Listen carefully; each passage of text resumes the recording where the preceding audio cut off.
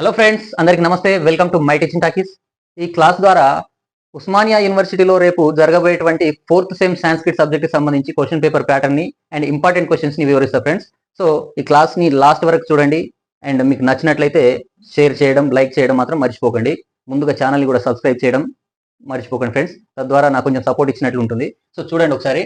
Degree 4th sem Sanskrit లో మనకు Osmania university పరిధిలో, ఉస్మానియా అనే కాదు, యాక్చువల్లీ తెలంగాణలో ఉన్న అన్ని యూనివర్సిటీస్ ఇదే ప్యాటర్న్ లో ఉంటాయి.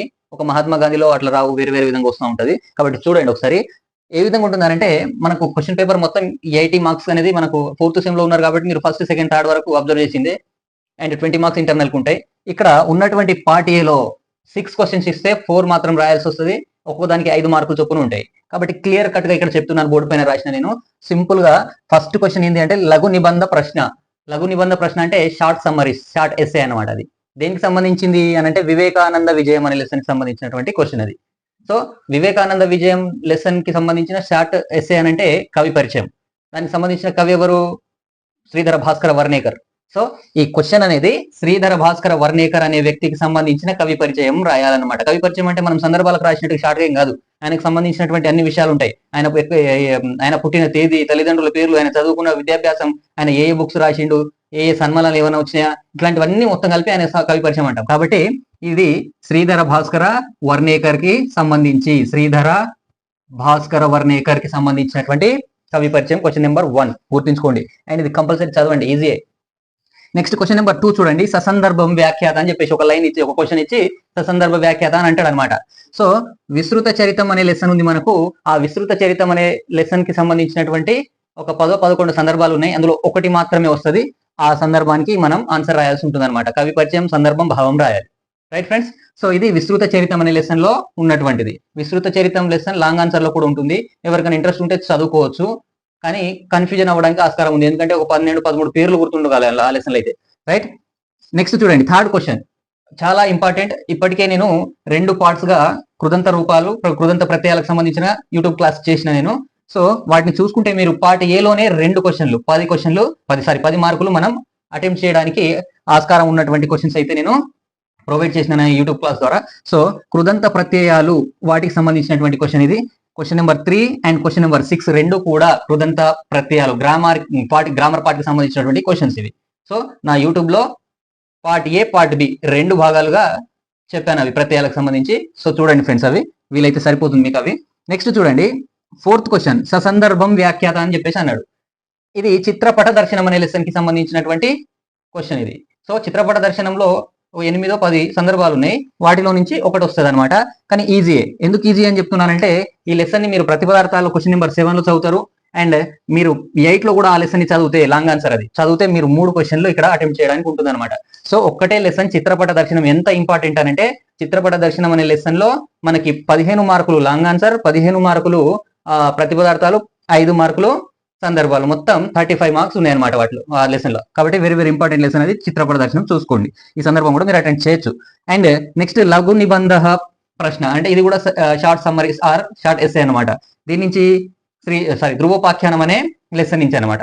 సో ధ్రువోపాఖ్యానం అనే లెసన్ ని పివి కానే రాసిండు. కాబట్టి ఆయనకు సంబంధించిన కవి పరిచయం ఇది. సో మనం పార్ట్ ఏలో 6 క్వశ్చన్లలో ఈజీగా మార్కులు గెయిన్ చేయడానికి 20కి 20 రావాలనుకుంటే, అందులో గ్రామర్ పార్ట్ లో ఉన్నటువంటి కృదంత ప్రత్యయాలు 2 రాయొచ్చు.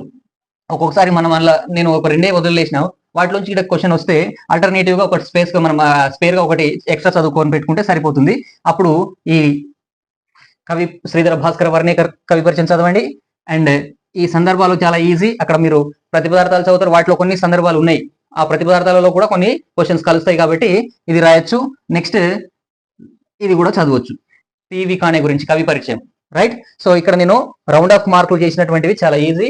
అండ్ వాటిని చదువుకుంటే మీరు క్వశ్చన్ నెంబర్ పార్ట్ ఏలో 20 మార్క్స్ ఈజీగా గెయిన్ చేయొచ్చు. నెక్స్ట్ పార్ట్ బి చూడండి. క్వశ్చన్ నెంబర్ 7 నుంచి స్టార్ట్ అవుతుంది. ఒక్కొక్క దానికి 15 మార్కులు, మొత్తం 4 క్వశ్చన్లకు 60 మార్కులు ఉన్నాయి అనమాట అవి. రైట్. సో 7th క్వశ్చన్ లో ద్వౌ శ్లోకయోహో, 2 శ్లోకాలకి ప్రతిపదార్థ తాత్పర్యాలు రాయాలి. 4 శ్లోకాలు ఇస్తాడు, 2టికి మాత్రమే ప్రతిపదార్థ తాత్పర్యాలు రాస్తే సరిపోతుంది. సో ఇది నేను ఆల్రెడీ దీనికి కూడా యూట్యూబ్ లో అప్లోడ్ చేసా వీడియోస్. నేను 1 to 10 వరకు చదువుకోండి అని చెప్తున్నా. మొత్తం అక్కర్లేదు, 1 నుంచి 10 వరకు మీరు కనీసం చదువుకుంటే అవి 15 మార్కులు అనేది ఈ క్వశ్చన్ కి సంబంధించినవి మీకు బరాబర్ వస్తాయి. అందులో ఒక 2 అయితే నేను టైం లేక వదిలేసిన, దాన్ని కూడా చదువుకోండి. ఒక 10 అయితే 8 అయితే నేను ఎక్స్ప్లెయిన్ చేసిన, ఒక 2 నేను వదిలేసి ఉన్నా. సో దాన్ని కూడా ఒకసారి చదువుకోండి. ఇంపార్టెంట్ అన్ని కూడా నేను యూట్యూబ్ లో ప్రొవైడ్ చేసిన. సో 7th క్వశ్చన్ అది ప్రతిపదార్థాలకు సంబంధించింది. నెక్స్ట్ చూడండి 8th క్వశ్చన్. ఇది నిబంధ ప్రశ్న, లాంగ్ ఆన్సర్. నేను దీన్ని ఎక్స్ప్లెయిన్ చేయలేదు టైం లేక, కానీ very very easy and important also. చిత్రపట దర్శనం చెప్పా, 35 మార్క్స్ ఉన్నాయి ఇందులో. చిత్రపట దర్శనం ఉంది, వివేకానంద విజయం ఉంది. 2 ఈజీయే, చాలా ఈజీ 2. ఒకసారి మీరు ఇట్లా చూసుకుంటే 2 చదువుకోండి. ఒకసారి దీని అయితే బాగా చదువుకోండి. ఇది అలా ఒక్కసారి చదివేస్తేనే వచ్చేస్తాయి అనమాట. సో వివేకానంద విజయం అనేది ఒకసారి ఇట్లా చదివేస్తేనే వచ్చేస్తుంది మీకు. అంటే ఒక్కొక్కసారి అదృష్టం లేక వేరే వేరే క్వశ్చన్స్ ఏమైనా ఇస్తే అంటే 90% అట్లా రాదు. ఒకవేళ అట్లా ఇస్తే మాత్రం పనికి వస్తుంది అనమాట. సో నా ఒపీనియన్ ప్రకారం అయితే చిత్రపట దర్శనం అనేది మీరు ఇక్కడ అటెంప్ట్ చేయడానికి easy, right. Next 9th question చూడండి, నిబంధ ప్రశ్న. ఇది కూడా లాంగ్ ఆన్సరే. ఇది విస్తృత చరితం, ధ్రువోపాఖ్యానం 2 కూడా ఒక దగ్గర ఉంటుంది అనమాట. సో ఇక్కడ విస్తృత చరితం అన్న రాయాలి, ధ్రువోపాఖ్యానం అన్న రాయాల్సి ఉంటుంది. ఇక్కడ ఈ విస్తృత చరితం లెసన్ లో ఒక 13-14 మంది పేర్లు ఉంటాయి అందులో.